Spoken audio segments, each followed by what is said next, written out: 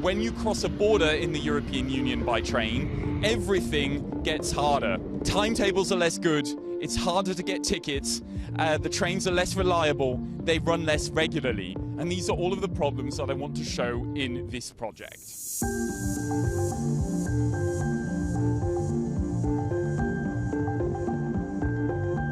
So why am I doing this?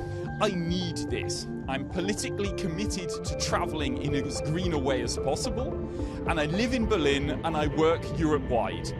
The European Union has been ploughing lots of money into building new tracks, but not paying attention to the trains that run on those lines. And if there is a train, making sure it runs with a good timetable, that it's even possible to buy tickets for it. And so I basically then mounted this project to say, hey, if no one's trying to fix these things, well, why don't I have a go and try and build a project like this to try to put some of those things right, or if I can't put them right, at least highlight to policymakers what is the problem and what could you do about solving some of those difficulties.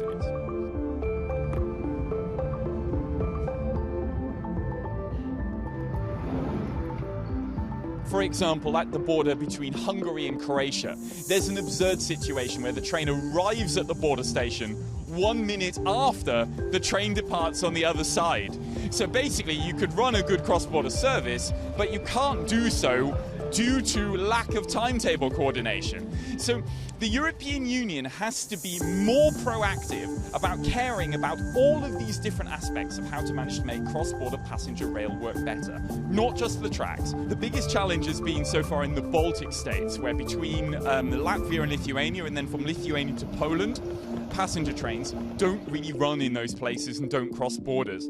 So I had to do 80 kilometers on the bicycle in order to manage to even get to Suwałki in Poland from Lithuania. If there's no train, you take whatever you can get.